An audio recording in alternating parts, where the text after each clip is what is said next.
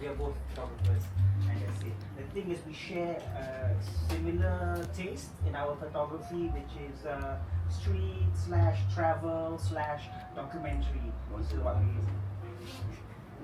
So so let's start.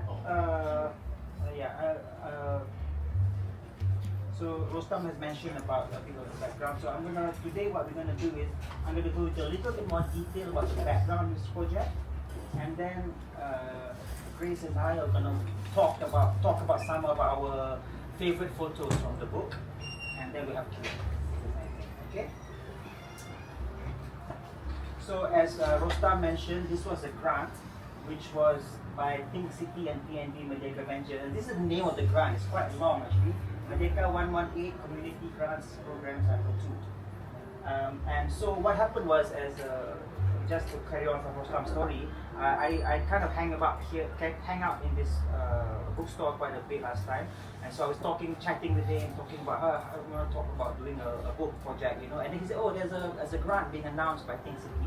Think City's office is upstairs, right here. Where is Arif? Arif is not here. Just like you want. Oh, yeah.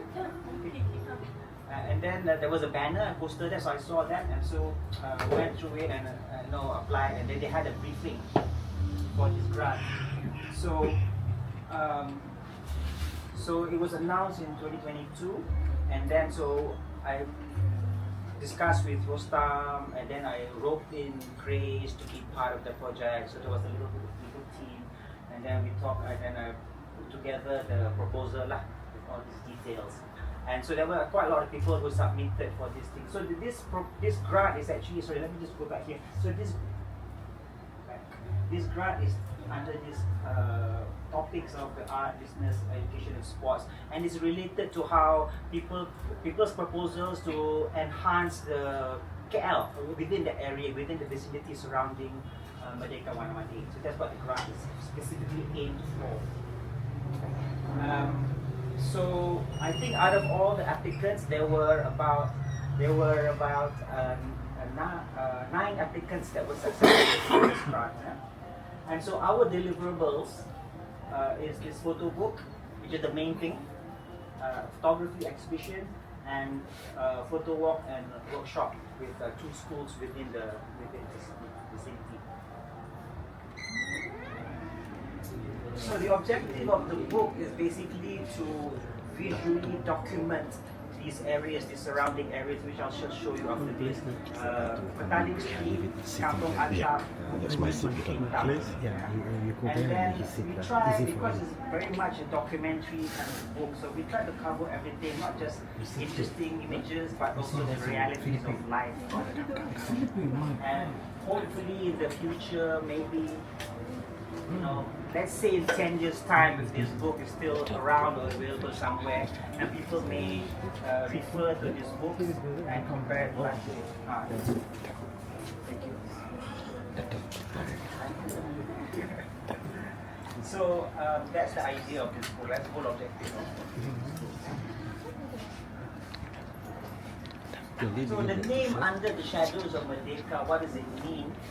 There are 2 meanings behind it. Menara Merdeka 118, which is the second tallest building in the world. If you can imagine, in the morning when the sun is low, about 9 a.m., then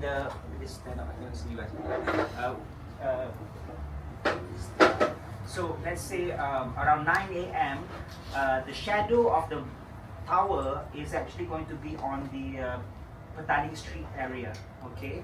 And then in the evening, the shadow is going to be on the other side, which is the Pudu area. So if you think of the tower as a kind of what do you call it? Sundial. I was going to use the sundial. Sundial. So imagine as if the shadow was can go around the tower. So this surrounding area covered by the shadows is what we are documenting, the areas. The other meaning is a more abstract manner. So here we're talking about these photos in this book is how Kuala Lumpur looks like today since 67 years of Merdeka, since our independence, right? So it's the shadows of that, whether it's a development, whether it's a survival or the progress, all these things that has happened in these 67 years. So we and that is what we're trying to portray more on in an abstract manner. So these are the two meanings behind its title. So this is the precincts or the areas surrounding. So the tower is here, Merdeka 118, right? So they actually call it Merdeka 118 precinct. This is Stadium Merdeka. This is Stadium Negara. Yeah. So then we have Petaling Street, we have Kampung Atak, we have Bukit Bintang and Pudu. Now Bukit Bintang is not the whole of Bukit Bintang, and Pudu is not the whole of Pudu. It's their definition. Think City and so is Merdeka Ventures is their definition of this precinct. Let me just read out to you how they came about this definition, or how they define these areas. So it says here, this is from them. It says here, the boundaries of these precincts were determined by the catchment area of Menara Merdeka 118. A baseline study and mapping exercise were conducted to examine the pedestrian catchment, rail transit, and residential schemes. The results, supported by data findings and ground observations, defined and translated the immediate neighborhoods of Menara Merdeka 118 into its existing precincts. Repeat that, I have no idea what that means. Okay, so that's what it is. That's what 9 months or 10 months of shooting. We go out a lot to take pictures. There was only one time or one day where actually we went out together. All the other times we went out separately. Yeah, and shooting. So I was very fortunate. Actually, because of the title of the book, I was thinking of ways of how to capture the shadow of the Menara, and I was very fortunate. So with the help of Think City, I got permission to go up onto the rooftop of the Menara. Just to let you know. Actually, let me just I got some other pictures which is not in this sequence. Oh, wait Rostam, yes Rostam. Kalau I exit the keluar kan, and then I can scroll down. Is it? If I want to scroll down to sorry guys. Escape. Escape. Mana thumbnail? There's no thumbnail. Oh, I have to go down here.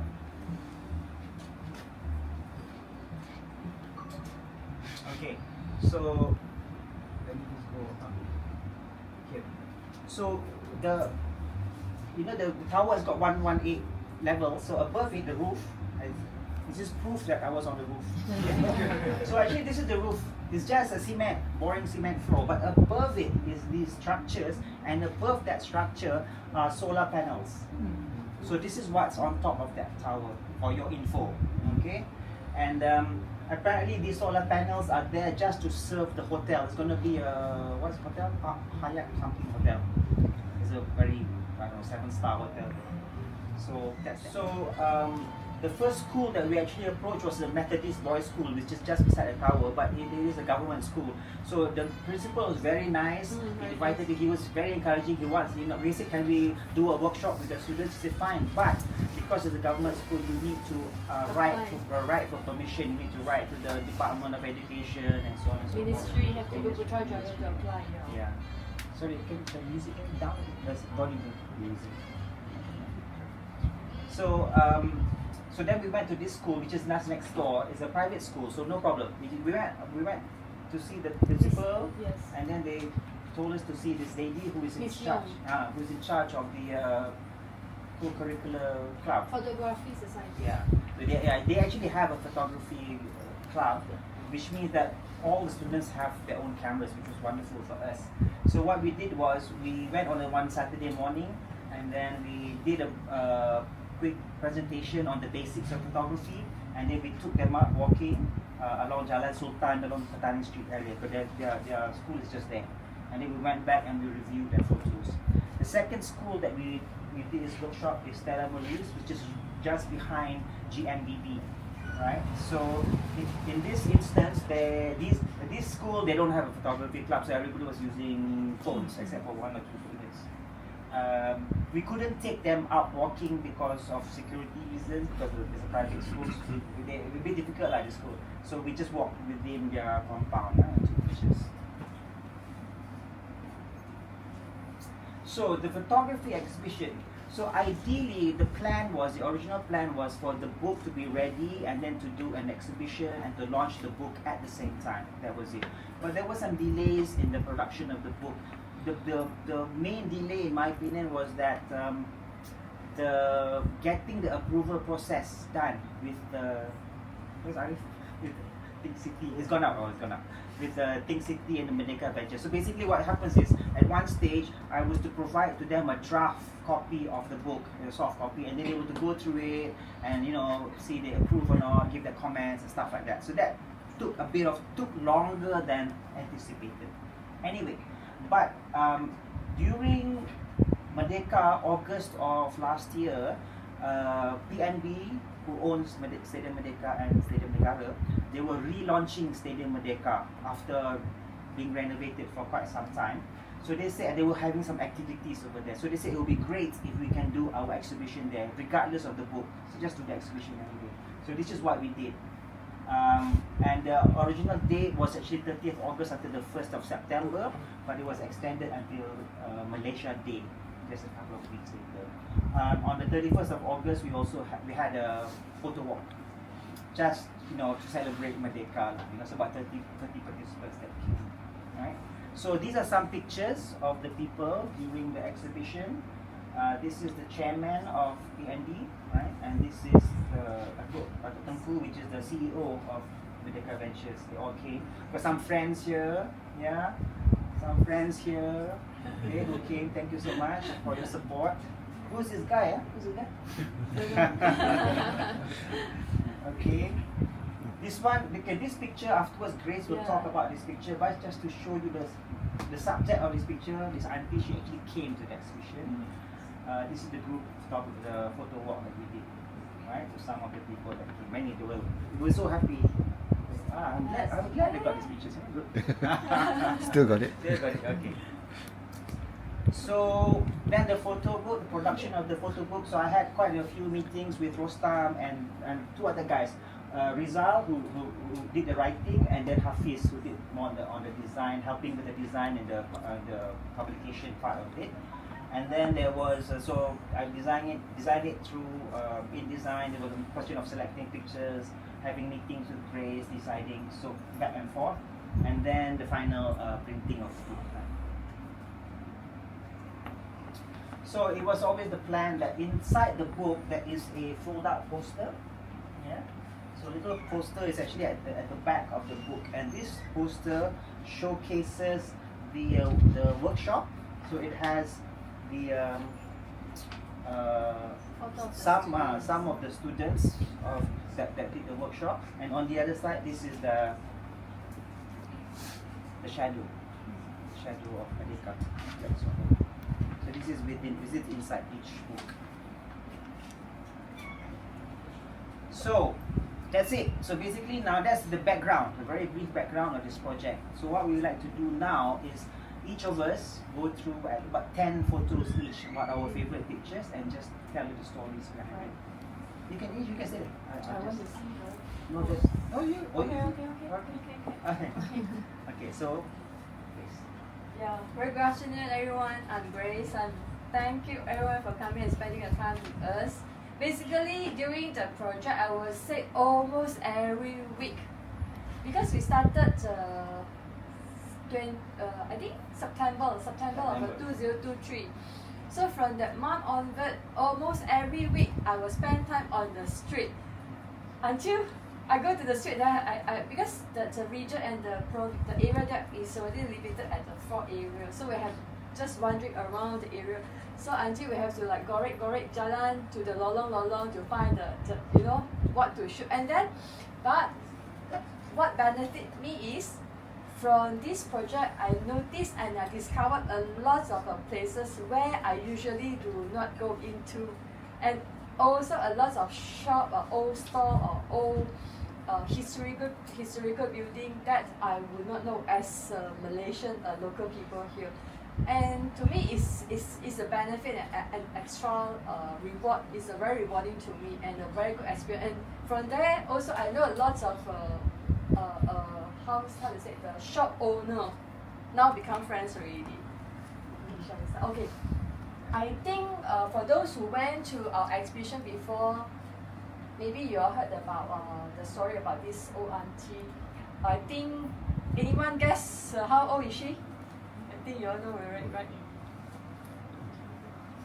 That time was 80. I think this year will be 84 already. But she looks so graceful. I hope she's 92. 92. Oh, sorry, 92. The one is the old one. Yeah. 92 years old. She's still fit, and then she is a walking history book. To her, like at this Jalan area is where she grew up, and then she can tell me which area is a sawmill, which area is a dam, and then which area is like a shanty town or the shelter. So she said, if anyone interested to know more about history of KL, can look for her. Where is she? Huh? That what Han Tua, is it Han Tua flat? Look you flat. In Pudu. Yes. Kenanga Mall. Yes, beside the one. I always confuse the lawyer and this.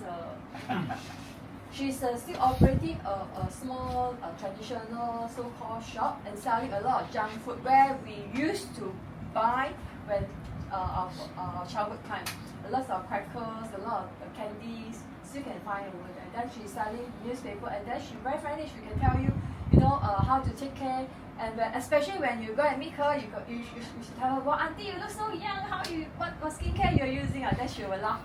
Then she will tell you a lot of story. Okay. But why she's still working? Because she likes to meet people and talk to people, and then she loves to share. So when you are free, can go and look for her. Right. So this captured the same flat, and then this photo to me is significant because this is a reflects a real lifestyle of the flat people, how they live according to the environment. Like we have a Malay, we have a Chinese, we have an Indian, also a so-called reflection of the society, Malaysian society. So I use this as a symbolic to reflect that our Malaysia community, how we live harmony in our area.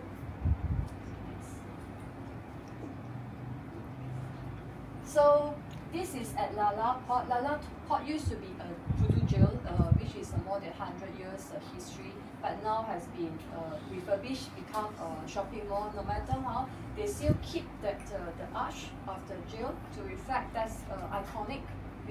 Last time iconic symbolize that old criminal jail, but in this area they already acknowledge, and then you can see this reflection. You can see that the 118 tower. Yes. So to me, why I capture this, because there's a reflection and then there's a light and shadow. But no matter how, this is the Pudu jail, the old one and the new one, the old building and the new building in a community. Okay, I think Gan will say this photo will give you a lot of feeling, right? So guess where is it? Anyone? Parking. Pudu Raya. Where which parking?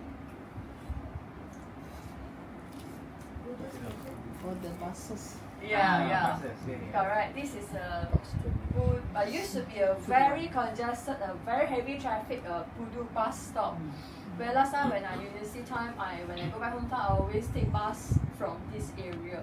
It used to be very crowded, a lot of people.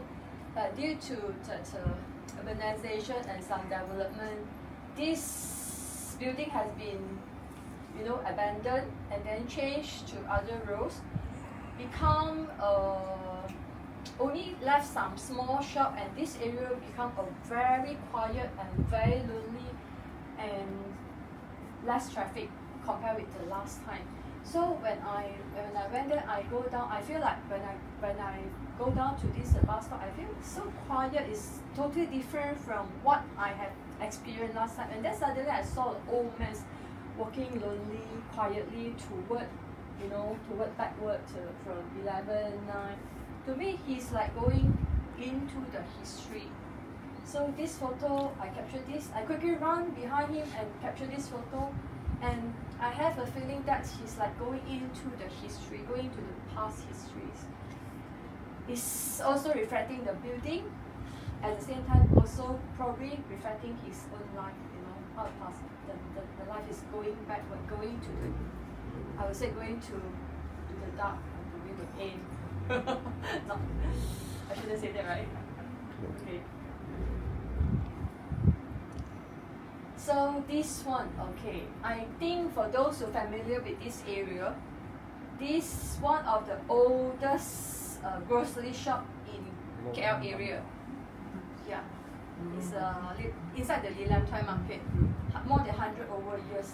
It's a very traditional type. It's reflecting where last time that our grandfather generation, when they come to Malaysia, how they do their trade and how they do their business. This is, they still maintain that the setting up, you know, the arch and the architectural and the display still remain the same as 100 years old ago.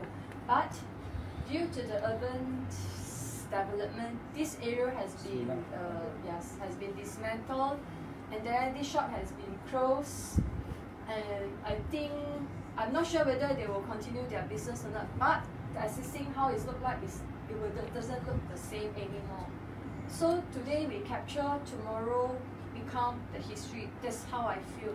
Last time when I captured, there was a last year, I think earlier of last year, and then earlier last year, is it 2023? Yeah. Then after that, few months later, this area totally changed.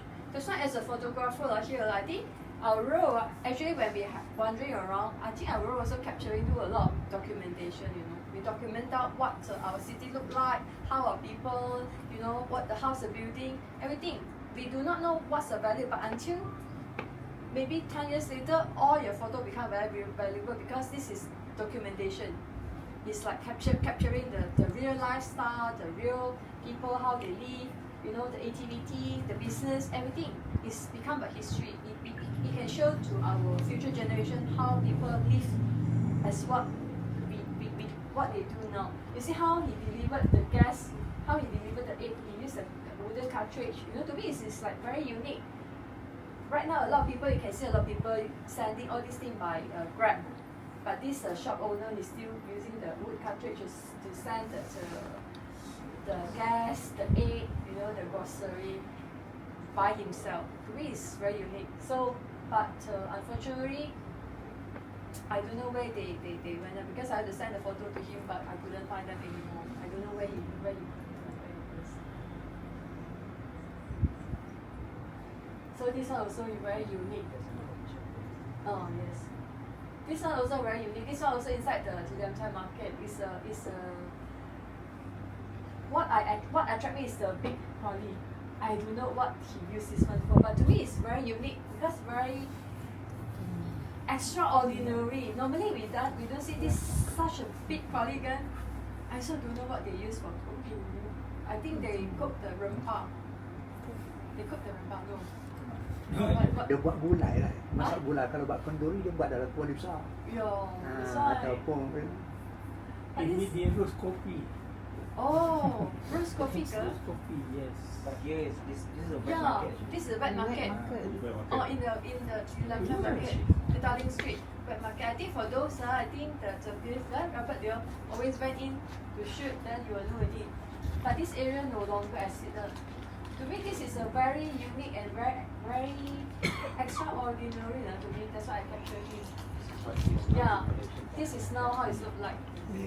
But now even the roof no more. The roof no more, and then all these things already, all these shops also already dismantled. Oh, yeah.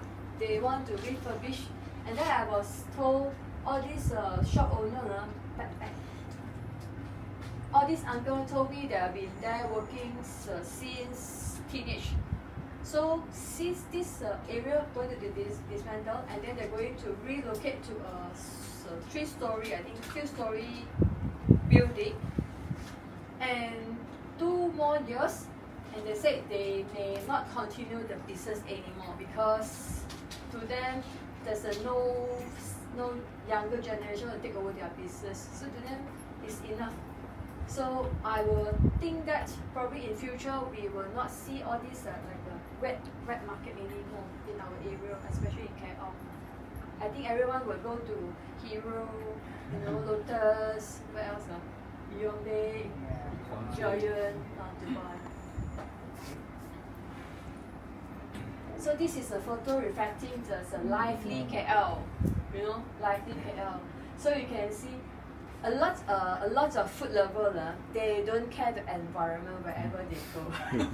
I'm the same also. Actually, I will ignore all the dust as long as the food is good. Yeah, you can see they eat along the roadside, but the traffic is so heavy. I'm using the slow shutter to reflect the movement of the cars. You can see the cars non-stop moving. But all these people are enjoying their food. So this is part and parcel of our scene, in KL. I think some of the country also doing the same, but I'm not sure whether they were so close to the roadside or not. So this one I was captured in the Indian temple in Petaling Street area. So look at this little girl. She's like looking for a hope, seeking for security, protection, and then she to me, the moment I saw her, I feel like, this is the children supposed to be protected because they trust that her father or uncle or anyone else, the adults who can protect them and then give them security, give them protection, and then give them a very secure environment for them to grow up. So to me also reflecting our country. Also the country, Malaysia, they provide us a very harmony, safe. We are not in war. We don't have war. We don't have a fire. We don't have all these natural disasters.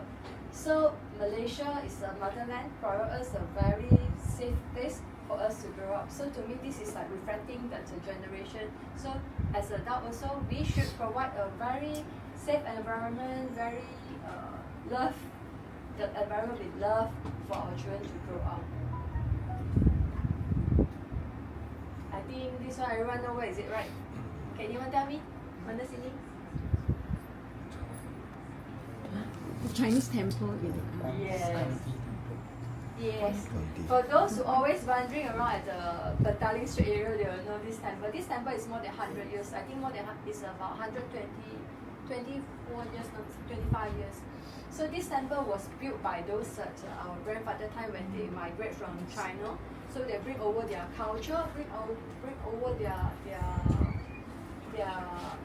so-called sense of belonging to their region. And then until now, this you can see until now still a lot of devotees and they still going seek for mentality child or mentality secure. How to say that?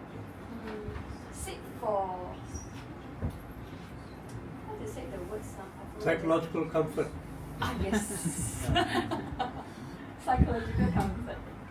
So you can see when I shoot this photo that time, the lights shine on him. And a lot of people ask me, hey, that area don't have light, but actually this is a genuine light. Also, I think Azul asked me the same question. Where this light come from? I think because of the reflection of the building shine on him. So, okay. This is that one. Okay, I shoot at the flat also. To me, why I shoot this photo because of this Buddha.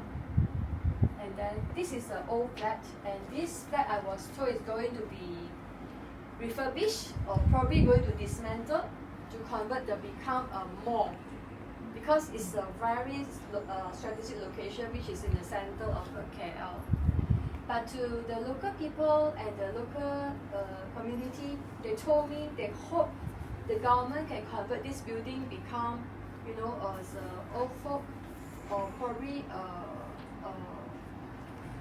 flat that continue to rent it to the people who can pay, because this flat, the rental is about 96 ringgit per month. Something for the shop owner is about 124. To that is affordable in KL city. So if just imagine if this flat dismantled, all these people, they do not know where they go, because in KL the rental is very, very expensive. So when I saw this budak, I have a feeling that this is our future generation, and then they are running toward the bright, you know, the budak running to the bright area. So no matter how, I think we still, no matter how bad is our condition and how bad is that, you know, how tough is the life, we still have hope. We are walking and working towards the bright area. No matter how bad the situation, remember this, there's always a bright side to be looked for. So I use this photo to symbolize the environment, which is a very difficult, the people in difficulty, but look for the bright side. There's always a bright side for you to go. There's always a path for you to go. God will never shut a door without opening a window for everyone. So remember this. Alright? Okay, thank you.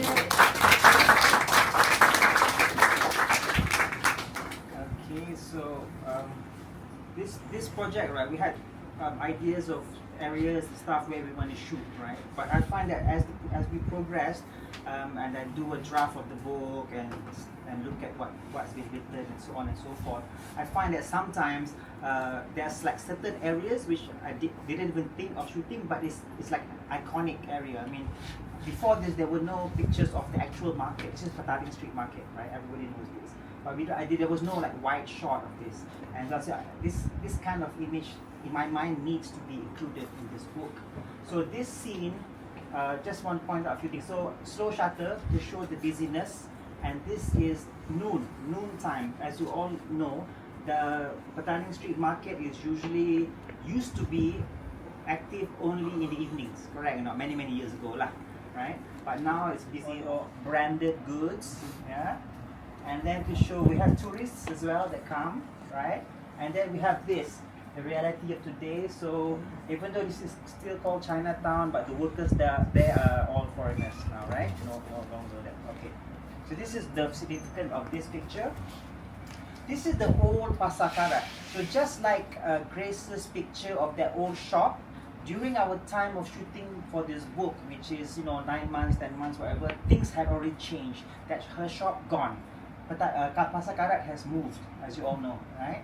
So I wanted to include this as a documentation of to remember the old Pasar Karat. And so there was beautiful light shining on this guy. I saw him walking. And then I wanted to include that important significance of the name Pasar Karat. And as most of you already probably know, Pasar Karat originally was known as Thieves Market, right? Which tells you what are the things being sold there many years ago. So that's why I like the fact that also many years ago, if you were to go and take pictures of these vendors, they won't be happy, right? They don't want the pictures to be taken for obvious reasons. But now I think they're so used to all the street photographers. In fact, we photographers are big friends with them. So, but to me, the significance of all the shadowiness. In fact, there are a lot of vendors down here actually. It's just they prefer their faces to be hidden, and that's the significance of this culture of this Pasar Karat, Thieves Market. This is kind of an abstract image. Actually, I'm just shooting through the glass of Lala Port just to show the modernization of Kuala Lumpur. So we've got this escalator going up, right? There's a guy there, and we've got this glass, the reflection of this condo, and also the tree. So I've told the story before. Recently, somebody from overseas, and I was trying to figure out who it was. I think now it's my nephew from Australia who came, and we were driving in the car, and he said, "Wow, KL has got so many trees. It's so green." So we who live here, we take it for granted. We don't notice these things. But this guy from Australia said, "Oh, it's so green." And to me, that's the significance of this image. This modernization, urbanization, but we still have our greenery as part of our landscape, which is something that we need to appreciate. Yeah. This is a second-hand bookstore in Zongshan building. It's called Balai Buku Raya, something like that. And I started talking with the guy who owns the shop. He lives there, this guy, nice guy, and he was actually with his friend. So actually this is reflection of the table is over here, right? And it's just really rustic. It's kind of like this place, very rustic, smaller than this place. Not tons of books everywhere, but I can just kind of like the fact that they have all this old furniture, right, that is being used, part of books everywhere, and just having this one person within that, you know, surrounded by these books is why I captured this this angle of this shop. This is to show. So one of the things I wanted to cover in this book was also to show businesses by the locals of the kinds of different kinds of businesses that they've done. I think this is by Arif. Yes, this is Pink City, right? Pink City project. Not sure. Okay. So this is famous Uncle Alo. All of you know him for his famous Apam Balik in Petaling Street. I think all the photographers here have taken shots of him. But for this instant, I was with Halim. Where's Halim? It's gone now. Oh, okay. So I was with Halim, and then I actually went on the inside. You know, so this angle is quite an unusual angle to shoot. And what was strange or unique that day was, you see this light on his face is actually a reflection from the yellow plastic bags that he had. So it was really strange. So it looks like some artificial light shining, but it's actually not. It's a reflection coming from here. So I like that part. And just to show how it's always busy. All these people are waiting for their orders. Huh? They're behind. Huh? Famous guy. This one is nicer than the Abang Balik. Oh, let me try it. Yeah. What is that? What is that? Coconut. Coconut. Oh yeah. Okay. I never tried. So there in the book there are a few familiar faces in Petaling Street. This guy and the chestnut guy, which is Asyong, and then there is Soyabin, Kim Soyabin. So these are the iconic faces of Petaling Street. This is an overhead bridge somewhere behind Lala Port, and these holes are very, very small. This fence has got really, really small holes, and it's just that when I walked here for the first time, I noticed putting my camera at such an angle, I said, oh, okay, I can actually capture within these holes like this. I went there, first time I went there, the sky was hazy, so it was kind of bleh, drab.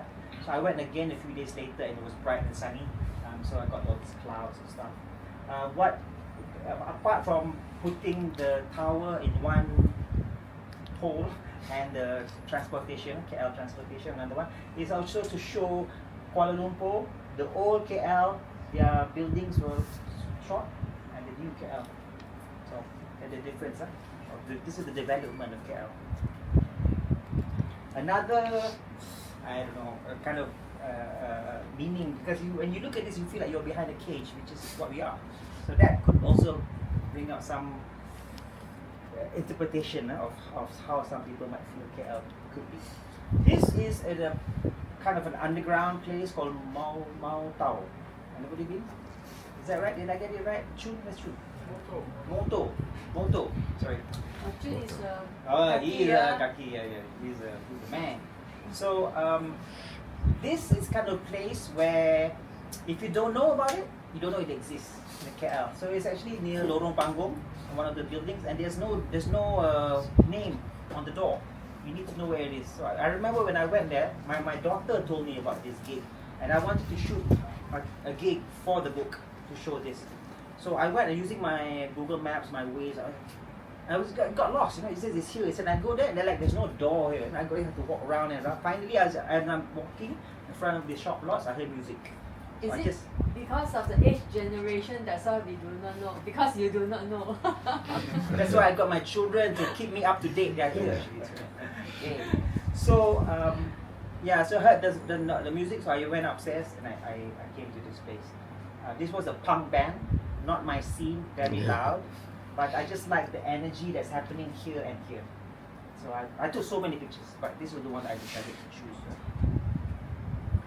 This is on that same overhead bridge of the train. This is looking towards the Kenanga Mall, the wholesale fashion mall, right? And this is no longer there. If you walk there now, I was just there last week. It's all fenced up, so these old cars are no longer there. But I just like this. This is one of my favorite pictures in the book. book. I don't know. I just like this for whatever reason it is. The line is there, and there's a lot of meaning behind it as well. This is the view from level 116 from the Menara from Merdeka 118. Just to share with you guys. This is Bursa Malaysia, Telecom. So we are actually somewhere here right now. We are somewhere this side. It was kind of a bit of hazy day. Yeah. And this is the last one, yeah. So it's the cover of the book. This is this is called the Grand Steps of Lala Port. I think all of you know. I love going here, especially at night, especially after it has rained. So you get all these puddles and reflections. Of course, in color, it's more incredible to see this picture in color. Because as you know, there's all this color, this pattern and stuff. That's me, rain, night. That's me. Okay. Is that? Oh, that's it. We've come to the end. Thank you very much. Thank you very much. We're open for Q&A. Any questions from the floor? Yes, sir. Alex. Why black and white? See, I didn't have to ask. No, I can Grace answer this question. This guy, Actually, initially we were talking about either color or black and white, but to us, you know, we are fans of black and white, and then there's a book, fan hall books.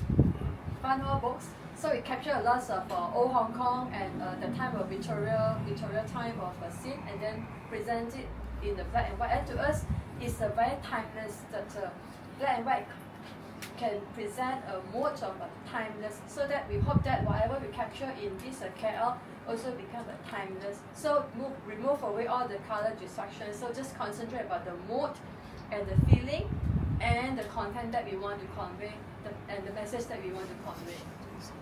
Am I answering your question, Alex? Thanks. Any more questions?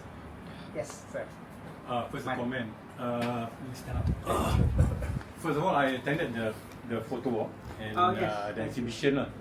I loved it because it was print, right? Yes. Print is beautiful, and I wish for those who had not been there, it's really wonderful, you know, to see the prints. Amazing, the size, you know. So now you have it published in the book, and then I remember I asked when is the book coming out. Yeah. So then you have the publication, you have the exhibition, you have the also what you showed us. Yeah. But when you were trying to design and incorporate all this into, I guess the visual layout and determining coloring and then selecting, did you have already in mind how many and what were the items you're going to fill in, or was it, you know, like you discussed with Grace? How did that process happen? Like, you know? Wow, not bad, huh? Because just trying to read, you know, how would you put it together? Yeah, can you just, you know? So, what's in it? Can you switch on the lights, please? So correct, 118 photos. Yeah. Oh, not bad. But that's Because you heard during our discussion. No, they didn't. 118. It was a guess. Yes. Yeah, it was a guess. So there are 4 precincts, and there's actually 5 precincts, including Merdeka 118. Ideally, the number of photographs the number of photographs should be kind of equal for all of them. So that was my ideal intention. But truth be told, Petaling Street was the most interesting, as you all know, place to shoot. The Pudu, the bus stop area, they're incredibly boring, nothing exciting. So I think they have. So basically, Petaling Street has got the most photos, 48 something. The other sections like 20 photos, 20 photos, 20 photos. They're not very exciting. Like I said, the scope is very small, you know.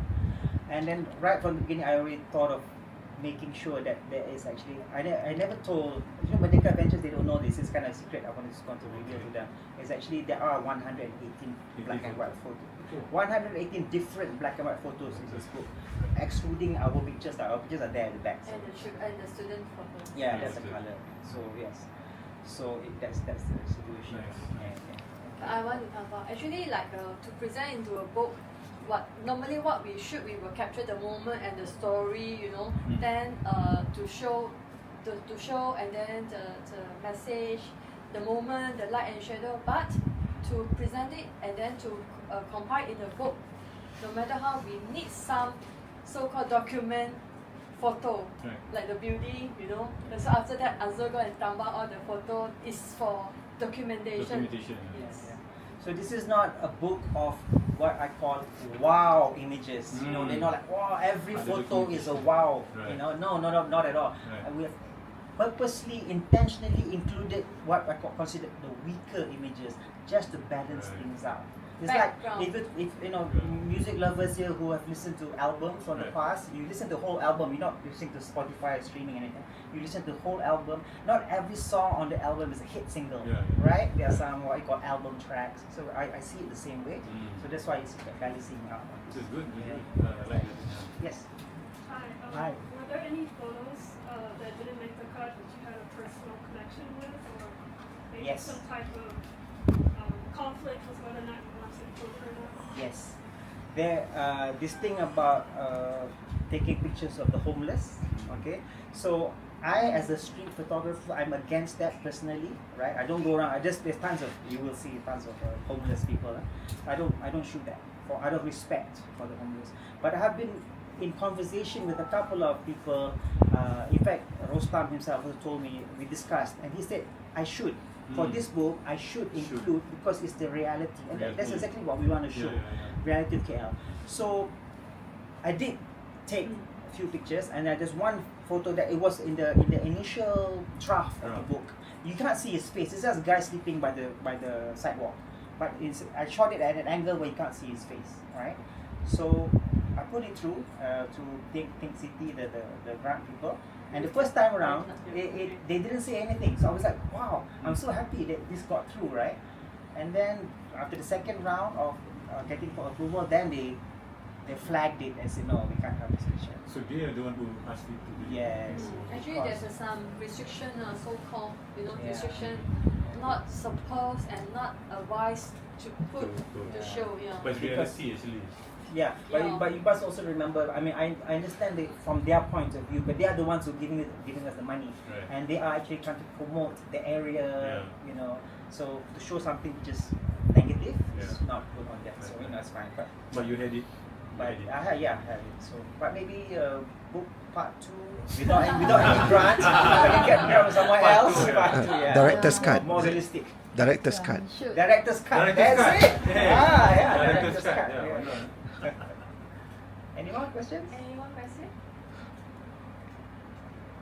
I think actually it's fun, wandering around KL, especially when you go to, all these lorong. In fact, when I do this project, I go into a lot of lorong and back lane, and I see a lot of street art, and then I not even know some of the back lane. There's a lot of hidden gems, a lot of restaurant, a lot of bookstore, and then a lot of so-called traditional trade, and then I know where to find the spice. Now I know where to find, and then now I have where to buy the meat. I can call the uncle. Uncle, I want to buy. Then he would reserve for me. This is towards the photo walk, and then I gain this kind of friendship, and then they will keep for me. Then after that I go and collect. I only pay them later.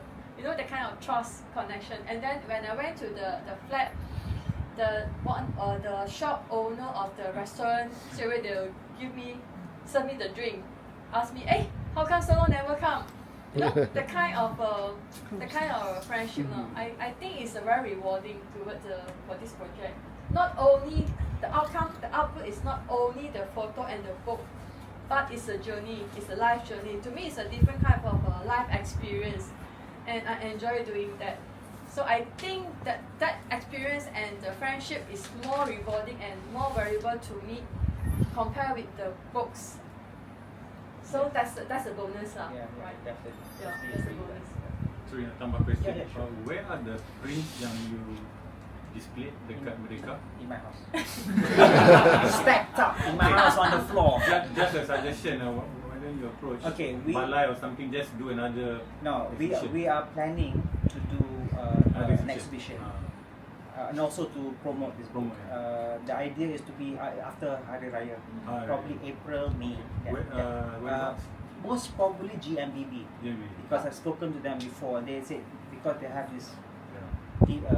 partnership with Arif. Every time I want to refer to Arif, everything's gone. Anyway, it's gone in and out, in and out. So Think CP and GNBP, they have a partnership, have an understanding. So hopefully we can do it there. But just a 1 week, from one Saturday to a Sunday, and then to have an exhibition plus sending out. So Because it's really nice, yeah. and we so when we hopefully if we get to do it there, then we'll call the CEO of Merdeka Ventures to come and talk. But actually, our idea at that time when we were doing the launch at the Jiwa Megumi, at the Bank Negara Gallery, that Tengku Datuk Aziz, CEO of Merdeka PNB Merdeka Venture, he come alone and come very early and then to walk in our this exhibition hall. And then I talked to him about the exhibition. He said, eventually their Merdeka Tower, there's one gallery, it's a permanent textile gallery, but because of the exhibition, he probably will change his mind and convert part of the building become a gallery for exhibition, which not sure yet. So probably next week we will go and see how's the outcome. But unfortunately, that gallery will be open 2026.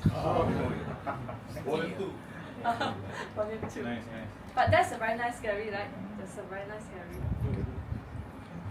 September or next year. Yeah. Where do you get those t-shirts? Shopee. Shopee. Yeah. So simply you can upload your file, your image, your design. Yeah, and then Just now Rostam was saying, he suggests we can print some to sell. Itulah fikir dia nak jual. During our second Mungkin dah jual ini. Oh, yang tu ni tak ada. So I think as a photographer, I think a lot of street photographers here, I think we can start doing something to compile some of the photo and then to collect it, and then even though print, like Sora always advises to print, Arif also advises to print, and then you will see the work is totally different. If you never print, you will never know. The print will give you a different kind of impact and the emotion, can convey and then can deliver to the viewer. Instead of I put it in a Facebook, the impact is not so strong. Okay, any more questions? No? Okay, so thank you so much. But we got some food at the back outside there. Some food for all of you. Please help yourself. The other thing is, as Rostam mentioned, the book has a very special price today. Instead of 120, it is only 80 ringgit just for today. So what we will do is we will throw in this couple of photo cards as well. So these two pictures are not in the book. Right? So one is from Grace, one is from me. So if you buy the book today, you'll get this at a special price as well. Okay? Thank you very much. And please do help yourself.